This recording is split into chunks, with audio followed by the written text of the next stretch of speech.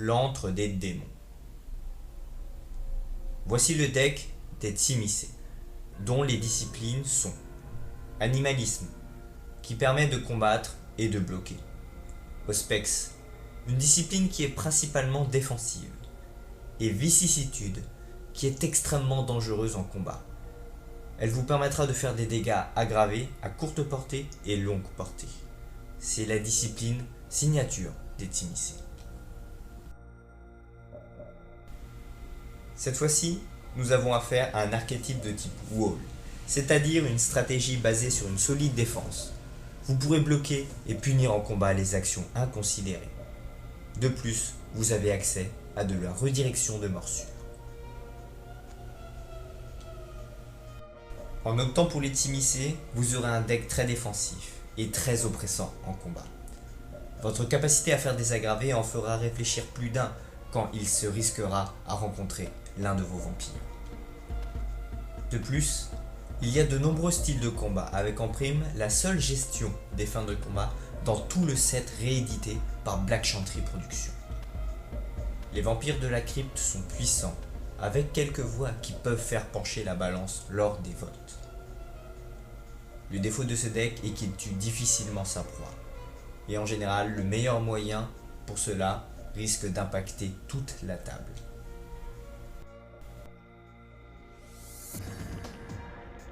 Pour la crypte, mettez Lady Vadislava en star.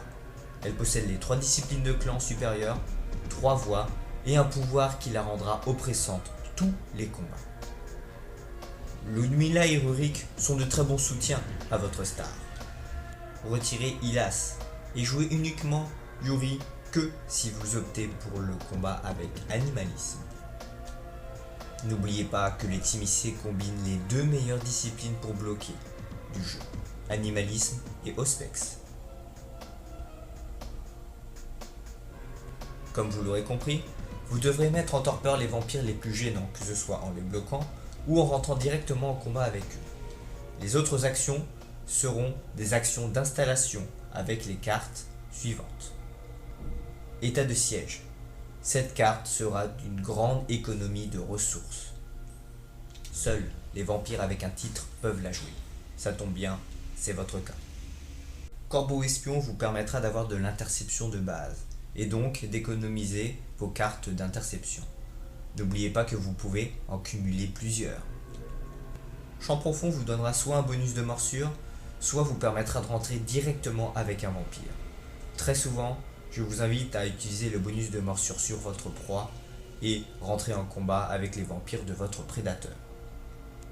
Rentrez en combat avec votre proie uniquement si elle fait des actions que vous ne pouvez pas bloquer. Vous pouvez retirer Maison Vivante car vous ne recherchez pas les fins de combat et le bonus de morsure est bien trop peu efficace. En termes de combat, vous avez soit l'option Maraudeur Chiroptérane et Souffle du Dragon. Cette combinaison a l'avantage d'être peu coûteux en cartes et aussi adaptable. Vous aurez le choix entre la courte portée et la longue portée pour mettre des dégâts aggravés. En revanche, vous êtes vulnérable à la prévention de dégâts et ferez perdre peu de sang aux vampires en face. Ce seront les sorties de torpeur qui leur coûteront du sang et en plus des actions. Petite astuce, annoncez une frappe à la main et ensuite attendez l'annonce de la frappe du vampire adverse. Une fois les 2 frappes annoncées, vous pourrez alors décider d'aggraver les dégâts grâce à Maraudeur Chiroptérane ou au pouvoir de Lady Vadislava. Cela vous permettra d'économiser du sang et des cartes en cas d'esquive ou de fin de combat. Malheureusement, vous ne pourrez rien faire contre la prévention de dégâts. L'option Forme monstrueuse, Piège et Souffle du Dragon demande plus de cartes, mais sera véritablement votre meilleure solution s'il y a du combat en face. Rappelez-vous que lors d'un combat, vous pourrez jouer plusieurs formes monstrueuses et donc ainsi cumuler leurs effets.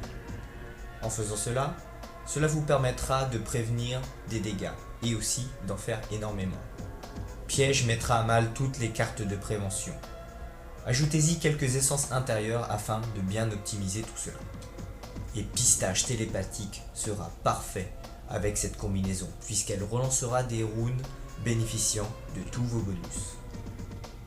Avec tout cela, Vous pourrez en plus jouer des souffles du dragon pour faire des dégâts aggravés, que ce soit à courte portée et à longue portée.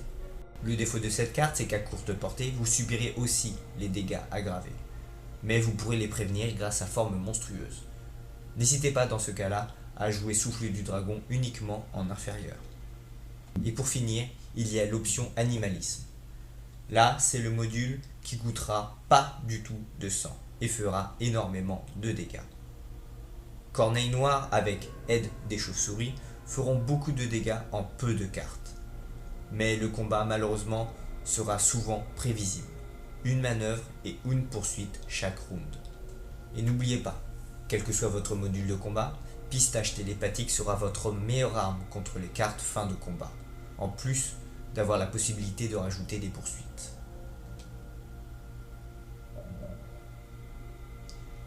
En vrai, les cartes à récupérer dans ce deck font aussi partie des cartes clés de ce deck. Jack l'anarchiste est une bonne condition de victoire pour les decks très défensifs, mais évidemment attention à vos alliés. Posez-la uniquement quand vous êtes sûr de pouvoir la défendre, et aussi de contrôler les morts sur la table. Lié par le dragon est aussi une bonne condition de victoire, mais pour les decks qui vont un peu plus chercher le combat grâce à des cartes comme Champ Profond. N'oubliez pas que cette carte a un gros désavantage. Vous allez jouer non pas avec une main de 7 cartes, mais de 6 cartes. C'est plutôt handicapant. Donc clairement, jouez-la uniquement en fin de partie quand vous êtes sûr de tuer votre proie avec. Sachez que c'est un contre parfait quand votre proie joue plein de petits vampires. Le cœur de Nisketus est probablement l'un des meilleurs équipements du jeu. Gérer votre main peut débloquer de nombreuses situations dans votre partie. Le bol de la convergence donnera beaucoup d'interceptions à un vampire qui possède Auspex. La carte renommée est une carte maître qui permettra aussi de tuer facilement votre proie. Placez-la sur un vampire faible que vous pourrez facilement envoyer en torpeur. Vous pouvez aller chercher Grande Fortune dans le premier centre émère. Cette carte maître vous permettra d'obtenir plus vite des équipements importants tels que Cœur de Nisketus ou Bol de la Convergence. Il y a aussi Arc d'Ivoire dans ce premier sang, qui est un très bon équipement défensif. Mais faites attention, car comme Bol de la Convergence, il est unique.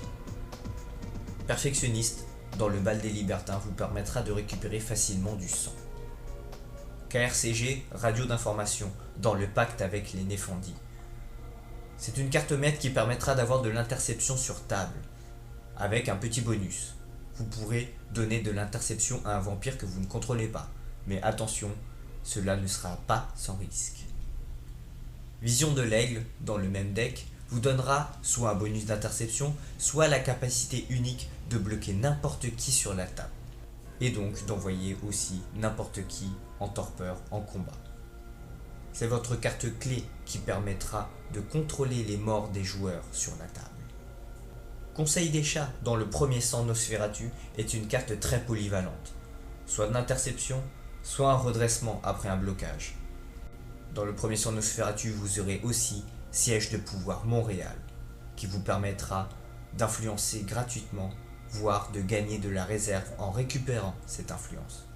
Cette carte peut se voler, mais clairement, vous avez de quoi la défendre. Qui est assez fou pour essayer de voler quelque chose optimisé?